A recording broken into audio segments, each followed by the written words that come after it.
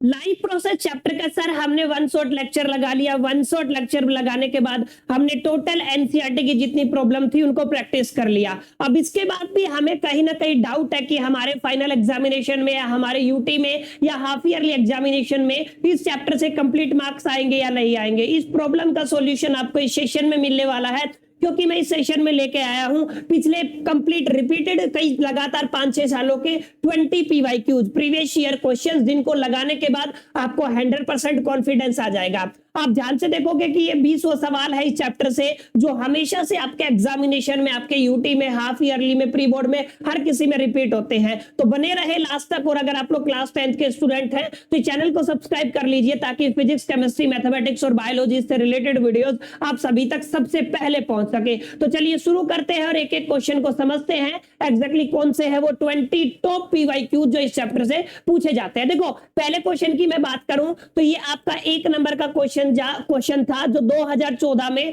Repeat हुआ था। Term 1 में आया था क्वेश्चन। यहाँ पे साफ साफ लिखा हुआ है location and the function of gastric juice. अब आप लोग ध्यान से देखोगे तो आपको पता चलेगा ये किसके बारे में पूछ रहा है, गैस्ट्रिक जूस के बारे में। तो अगर आप लोगों ने देखा हो तो हम न्यूट्रिशन की बात करते हैं। न्यूट्रिशन में आपका जो स्टोमक होता है माय डियर फ्रेंड, स्टोमक क्या करता है, आपका गैस्ट्रिक जूस रिलीज करता है। ठीक है, आप लोग क्या कह सकते हो, आपका स्टोमक क्या रिलीज करता है, गैस्ट्रिक जूस रिलीज करता है। तो आपका जो स्टोमक है वो क्या है, आपका गैस्ट्रिक जूस, जो गैस्ट्रिक ग्लैंड जहां पे होती है, गैस्ट्रिक ग्लैंड कहां पे होती है, आपकी स्टोमक की वाल पे होती है, जो बेसिकली क्या रिलीज करती है, आपका गैस्ट्रिक जूस। तो 1 नंबर में आप इतना ही लिख सकते हो, लेकिन मैं आपको थोड़ा क्लैरिफाई कर देता हूं ताकि यहां से बड़ा क्वेश्चन भी आपसे आए तो आप लोग उसको भी कर पाओ। देखो, ह्यूमन डाइजेस्टिव सिस्टम में ये जो स्टेप पूछी गई है स्टोमक में पूछी गई है। अब स्टोमक का एक बार स्ट्रक्चर देखो, आप लोगों को दिख रहा होगा ये रेड कलर की लेयर है, एक लेयर है इसके चारों तरफ। ठीक है, ये आपकी म्यूकस की लेयर है। आई होप कि आप लोगों ने मेरे वन शॉट लेक्चर में पढ़ी होगी। ठीक है, और यहाँ पे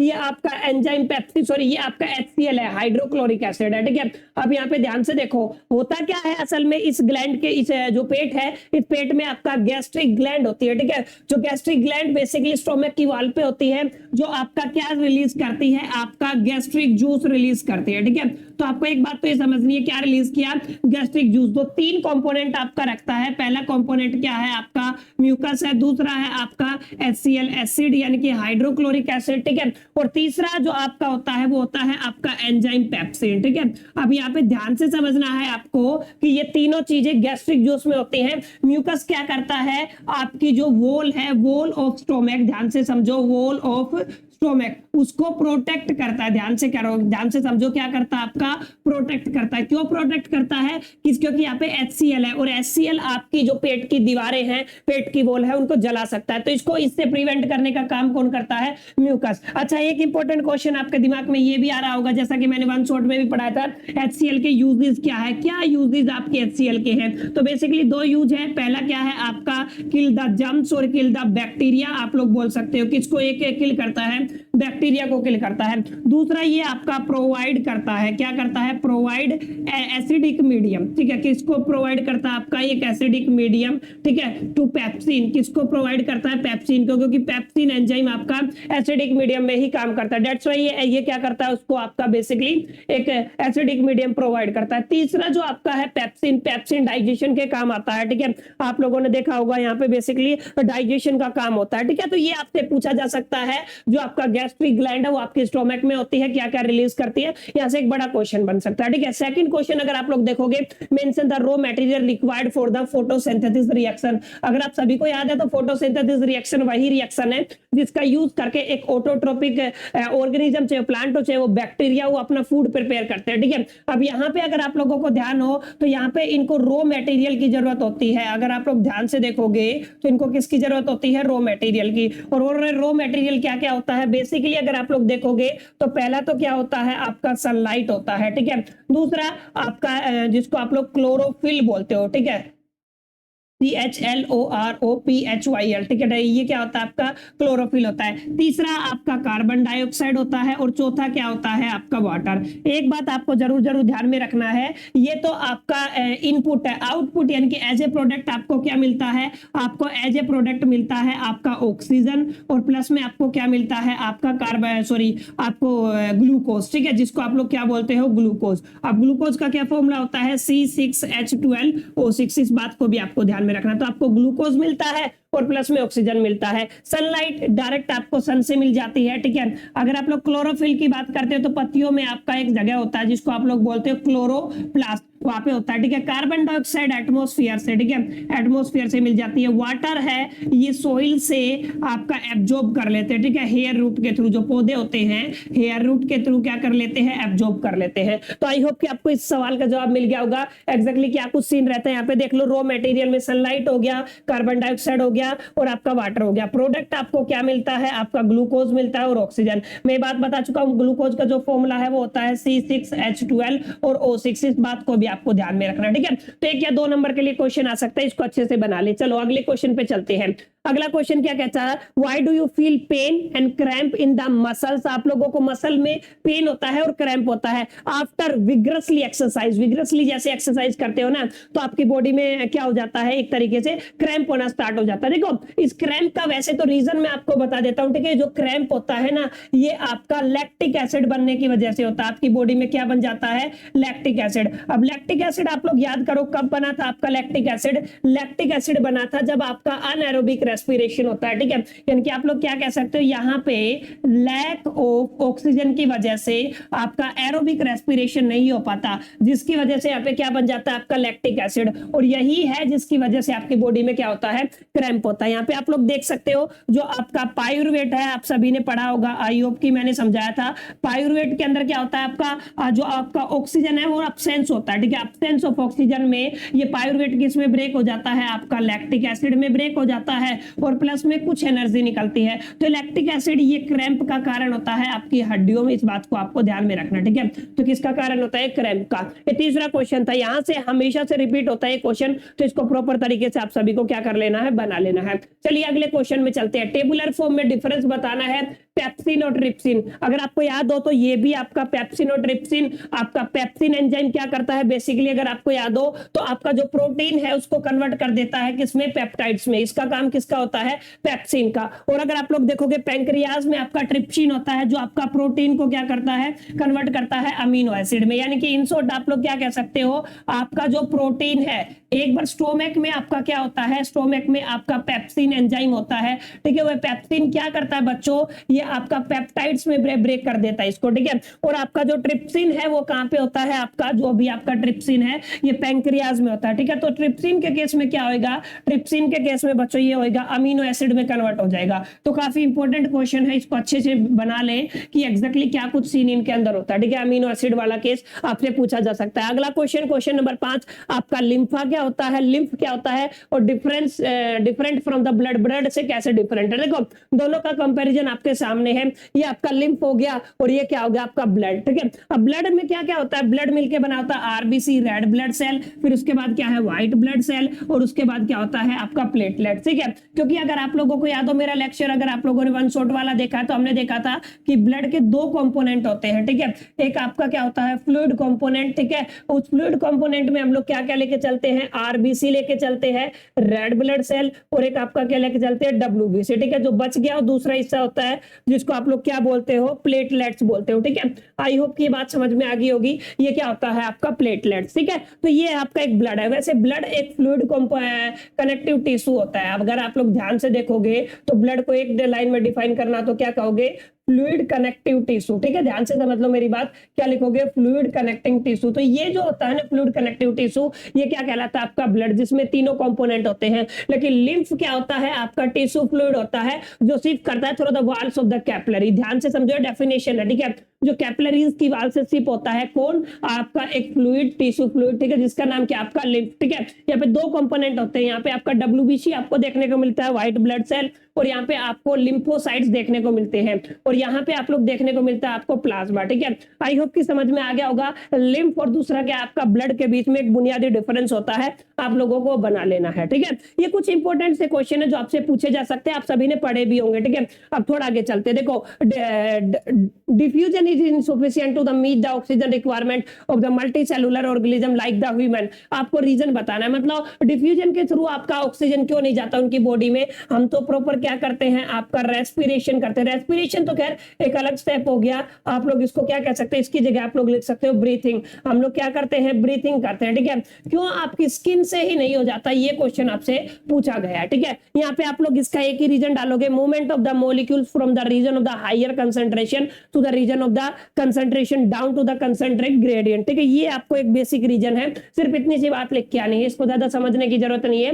ये क्वेश्चन का बहुत ज्यादा रिपीट नहीं होता, लेकिन रिपीट होता है, इसलिए मैंने इसको एक नंबर में आपको निपटवा दिया है। अब 2 नंबर में देखो, what are the strategy for the of the plant to get rid of their waste, मतलब एक्सक्रिएशन सिस्टम कैसे होता है प्लांट्स के अंदर, प्लांट कैसे उसका वेस्टेज निकालते हैं। जैसे आप लोगों को पता होगा प्लांट्स के अंदर एक तो आपका एक्सचेंज ऑफ द गैसेज होता है, अगर आप सभी ने पढ़ा होगा, ठीक है। क्या होता है आपका एक्सचेंज ऑफ गैसेज। अब ये एक्सचेंज ऑफ गैसेज किसके थ्रू होता है, अगर आप लोगों को याद हो तो हमने पढ़ा था स्ट्रोमेटा के थ्रू होता है। 2 गैसें एक्सचेंज होती है, एक आपका कार्बन डाइऑक्साइड और क्या होता है आपका ऑक्सीजन होता है, ठीक है। इसके अलावा पहला तो हो गया ये, दूसरा ये कुछ ग्लू जिसको आप लोग बोलते हो ना, ग्लू जिसको आप गम बोलते हो, ठीक है, उसकी फॉर्म में वेस्ट अपनी जो आपकी स्टीम है उससे क्या कर देते हैं, रिलीज कर देते हैं, ठीक है। इसके अलावा देखोगे कोई अगर ये सम साल्ट की फॉर्म में भी अपना वेस्ट को क्या करते हैं, निकालते हैं। ये कुछ तरीके हैं जिनसे प्लांट क्या करते हैं, अपने वेस्ट को एक्सक्रिएट करते हैं। एक और तरीका आप लोग देखोगे, जो इनकी लीव्स है, जो उनकी पत्तियां हैं,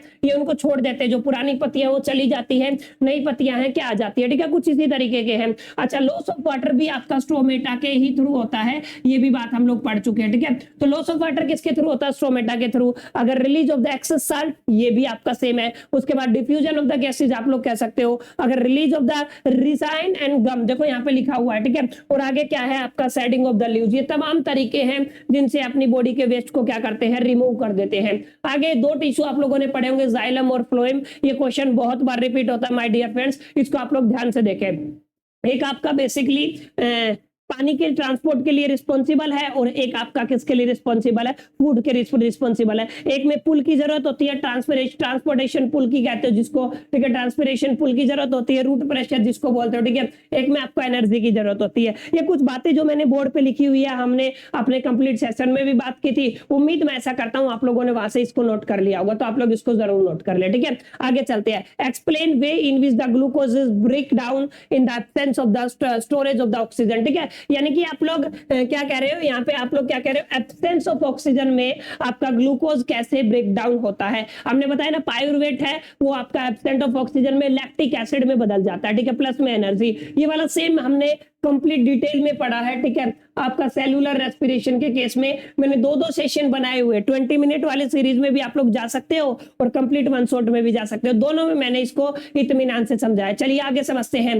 4 function of the human heart. Heart के 4 फंक्शन बताने, आप सभी ने पढ़ा होगा हार्ट के फंक्शन। पहला तो ब्लड को ही पंप करना है, जितने भी न्यूट्रिशन है उन सभी को बॉडी तक पहुंचाना है। ब्लड के अंदर जो वेस्टेज है उसको भी एक तरीके से बाहर निकालने का काम कौन करता है, ब्लड का करता है। पंपिंग ऑर्गन है, सर्कुलेट करता है न्यूट्रिशन, ऑक्सीजन टिश्यूज तक पहुंचाता है, ठीक है। कार्बन डाइऑक्साइड को टिश्यूज से रिमूव करता है और मेंटेन करता है इलेक्ट्रोलाइटिक बैलेंस। ये 4 तरीके हैं, ये 4 काम आप लोग दिखा सकते हो ब्लड सर्कुलेशन का। इसके बाद डबल सर्कुलेशन हम लोगों ने पढ़ा था, हमने शायद उस दिन कंप्लीट सेशन में बात की थी, तो खैर मैं इस पे नहीं जाऊंगा, समझाऊंगा मैं नहीं, आप लोग इस क्वेश्चन को नोट कर ले कि रिपीट होता है। आगे चलते हैं। आगे देखो, व्हाट इज हीमोग्लोबिन, आप सभी को पता है।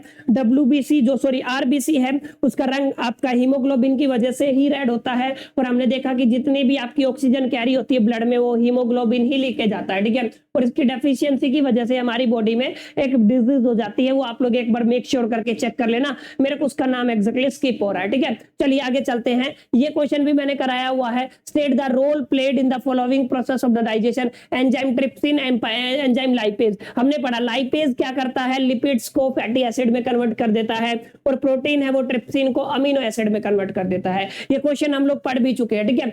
उसके बाद आपका जो है आपका विलीज के ऊपर क्वेश्चन है, तो फिंगर जैसा स्ट्रक्चर दिखता है विलीज का, ये सरफेस एरिया बढ़ा देती है ताकि एब्जॉर्प्शन अच्छा हो सके। ये बातें भी हम लोगों ने अपने वन शॉट लेक्चर में की थी, तो ये वाला क्वेश्चन आपसे पूछा जा सकता है। आगे चलो, what are the 3 points of the difference between the respiration in the plants and respiration in animal. Respiration in animal कैसे होता है, रेस्पिरेशन इन प्लांट मैंने डिटेल में इसको प्रॉपर तरीके से समझाया हुआ है अपने वन शॉट लेक्चर में, ठीक है। तो मैं लिंक डिस्क्रिप्शन में दे रहा हूं, आप लोग चेक कर लेना, इन क्वेश्चंस को बना लेना। एक बार आप लोग स्क्रीनशॉट भी ले सकते हो, मैंने प्रॉपर तरीके से इसको समझाया हुआ है, देखो ध्यान से, ठीक है। अच्छे से इसको आपको बनाना है। चलिए आगे चलते हैं। यहाँ पे ये मैं आपको करता हूं, आपका HW समझ लीजिए, आपको कमेंट बॉक्स में बताना है एग्जैक्टली जहां जहां पे ये कंपोनेंट मिसिंग है, एग्जैक्टली कौन कौन से कंपोनेंट आएंगे, उनकी जगह पे क्या क्या चीजें आएंगी, ये सारी बातें आपको मेरे को बतानी है, ठीक है। अब यहाँ पे एल्वियोली के ऊपर क्वेश्चन पूछा गया है, ये भी हम कवर कर चुके हैं। अब आगे देखो, यहाँ पे ब्रीथिंग के ऊपर आपको क्वेश्चन पूछा गया है, ये भी हम लोग कवर कर चुके हैं। और सेलुलर रेस्पिरेशन के ऊपर तो मैंने प्रॉपर 2-2 सेशन लिए हुए हैं, आप लोग दोनों चेक कर ले, ठीक है। अगला क्वेश्चन जो आप लोग नोट कर सकते हो, जो यहाँ से पूछा जा सकता है, क्योंकि हम पढ़ तो चुके ही है, मैं इसको सिर्फ आपको क्वेश्चन दे रहा हूं ताकि आप लोगों को हेल्प हो सके। Mention the 2 component of the blood, trace the movement of the oxygenated blood in the body. आपने पढ़ा होगा आर्टरीज और वेन वाला केस, ये तो कंपोनेंट हो गए। आर्टरीज और वेन वाला अगर कॉन्सेप्ट आप लोगों ने नहीं पढ़ा तो वन शॉट वीडियो में आप जाके देखिए, वहां पे मैंने इसको प्रॉपर तरीके से समझाया। ये वो क्वेश्चन है जो हमेशा रिपीट होते हैं, ये सारे क्वेश्चन बना लिए तो आपके सारे डाउट क्लियर हो जाएंगे। अगला क्वेश्चन आप लोग नोट कर सकते हैं, define excretion, basic liberation unit present in the excretory system, जिसको नेफ्रॉन बोलते हो, किडनी बोलते हो, ये वो वाला क्वेश्चन है, ठीक है। अच्छे से बनाए इसको, हमने इसको भी प्रॉपर तरीके से बहुत बेहतरीन विजुअल्स के साथ कंप्लीट किया हुआ माय डियर फ्रेंड्स, तो आप इसको भी नोट कर ले, ठीक है। अगला क्वेश्चन आप लोग 17 का देख सकते हैं, आपका ब्लड सर्कुलेशन सिस्टम से ही रिलेटेड है, तो आपको यहाँ पे भी जाके 5 नंबर का क्वेश्चन है, इस बात को भी आपको ध्यान में समझना है। 5 नंबर का क्वेश्चन है, तो वेरी वेरी इंपॉर्टेंट, मैं आपको बता देता हूं कहां से है, आपका ब्लड सर्कुलेशन से है। तो ये सारी बातें हमने वन शॉट में की हुई है। जाइलम फ्लोएम के बारे में पूछा हुआ है, हार्ट के बारे में पूछा हुआ है, ट्रांसपिरेशन पूल के बारे में पूछा हुआ है, ये तमाम बातें हम लोग अपने वन शॉट में कर चुके हैं। अगला क्वेश्चन जो आपसे पूछा जा सकता है, design the activity to show the chlorophyll is essential for the photosynthesis. ये एक्टिविटी अगर आपको याद हो तो देखो, ये वाली एक्टिविटी मैंने वन शॉट लेक्चर में करवाई थी, फिर भी नहीं आता आप स्क्रीनशॉट ले लें। यहाँ पे क्लोरोफिल नहीं होगी तो सनलाइट नहीं होगी, सनलाइट नहीं होगी तो आपका ग्लूकोज नहीं बनेगा, फोटोसिंथेसिस रिएक्शन नहीं होगी बेसिकली, ठीक है। आपका लास्ट तो नहीं है लेकिन 19वां क्वेश्चन है, explain help of the need, क्या है आपका neat and well labelled diagram, different step involving the nutrition in amoeba. आपको याद होगा ये कंप्लीट डायग्राम मैंने आपको पढ़ाया था, न्यूट्रिशन इन अमीबा, ठीक है। तो ये भी वहीं से क्वेश्चन आया हुआ है। आखिरी क्वेश्चन जो आपसे पूछा जाता है, ऑटोट्रोपिक और हेटेरोट्रोपिक, इत्मीनान से मैंने ये सारी चीज आपको क्लियर की थी, ठीक है। तो बच्चों मैं ये सेशन का मोटिव यही था कि वो 20 के 20 क्वेश्चन मैं आपको एक बार प्रेजेंट कर सकूं कि ये वो 20 क्वेश्चन हैं जो आपके फाइनल एग्जामिनेशन में, आपके यूटी में या किसी भी आप हाफ ईयरली में या फिर प्री बोर्ड में, सभी में, तमाम जितने भी आपके एग्जामिनेशन होते हैं उन सभी में यहीं से क्वेश्चन आते हैं। और कहीं ना कहीं आप लोग देखोगे यही वो 20 क्वेश्चन है जहां से एक क्वेश्चन आपका उठ के आएगा। उम्मीद करता हूं सेशन आपको अच्छा लगा होगा। ये सारे क्वेश्चन आपको चाहिए तो आप टेलीग्राम लिंक ज्वाइन कर लीजिए, मैंने डिस्क्रिप्शन में दिया हुआ है, वहां से आपको ये सारे क्वेश्चंस मिल जाएंगे, ठीक है। सेशन अच्छा लगा तो लाइक कीजिए, फ्रेंड्स के साथ शेयर कीजिए, और फर्स्ट टाइम आया है तो चैनल को सब्सक्राइब करना ना भूले। बाकी मिलते हैं नेक्स्ट सेशन में किसी ना किसी वन शॉट वीडियो में, तब तक के लिए मेरी तरफ से ऑल द बेस्ट, आप लोग रेस्ट करें।